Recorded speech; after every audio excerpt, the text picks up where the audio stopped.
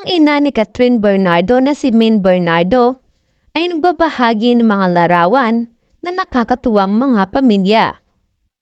Kamakailan ay nag-upload si Min Bernardo, ang ina ni Catherine Bernardo, ng mga heartwarming family photos sa kanyang Instagram account. Sa mga larawan, ibinahagi ni Min ang mahahalagang sandali na nakunan ng nice print photo na nagbibigay diin sa inspiradong relasyon ng kanilang pamilya. Pagkatapos nilagyan ng caption ni Mami Min ang kanyang post na may nakakaantig na pahayag. Better together.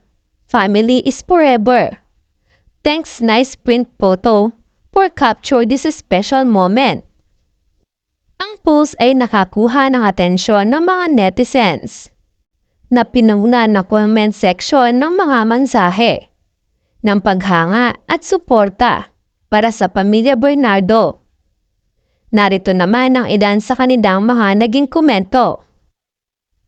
Tito Teddy, kamukha, Ate Tin and Kat, Tita Min Kay and Kevin, love you Bernardo family. Isang pamilya na malapit sa kasapdalan tunay na ang pamilya Bernardo ay mas malakas kaysa dati.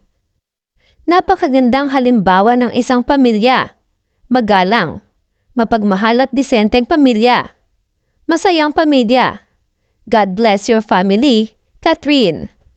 Samantala, pasabay naman dito ang pagbabahagi ni Catherine Bernardo, ang mga nakakamanghang larawan para sa kanyang bagong endorsement.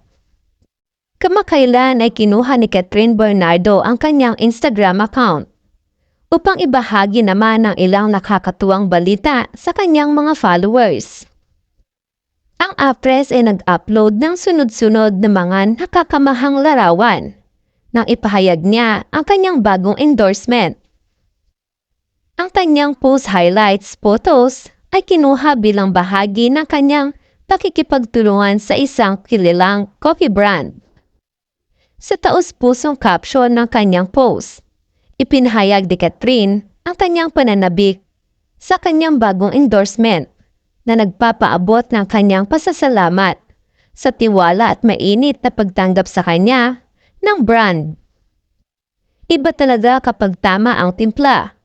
Excited to officially join the Great Taste White family.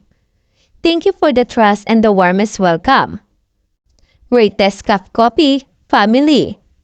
Yan ang naging caption ni Catherine Bernardo sa kanyang Instagram post.